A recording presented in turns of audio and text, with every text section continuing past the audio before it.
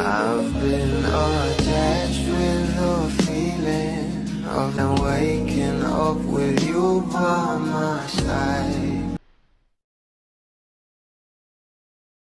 Talaga namang pinag-usapan nga ang larawan na pinost ng ating Donnie Pangilinan sa kanya social media account na kung saan ay larawan nga ito ng ating Donnie at Belle together.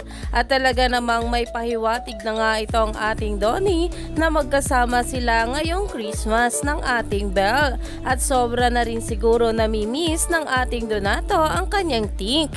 Pero ito na nga guys ang pag-uusapan natin ngayon. Ang post nga na kung saan ay kakol nga raw ng ating Donnie Pangilinan itong si Belle Mariano. Dahil na nga rin ito sa post ni Hana Pangilinan na ayon nga sa mga bula, ba't parang si Bench yun? At dito naman sobrang lalim kasi ng boses ni Bench di ko alam, si Donnie talaga narinig ko. At narito nga guys sa nasabing video.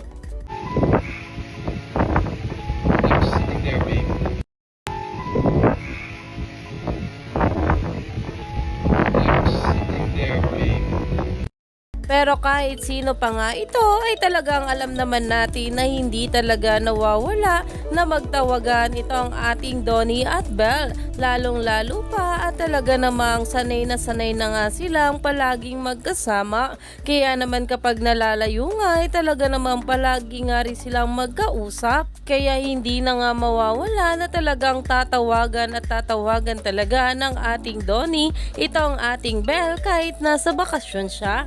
Kaya stay tuned lang tayo for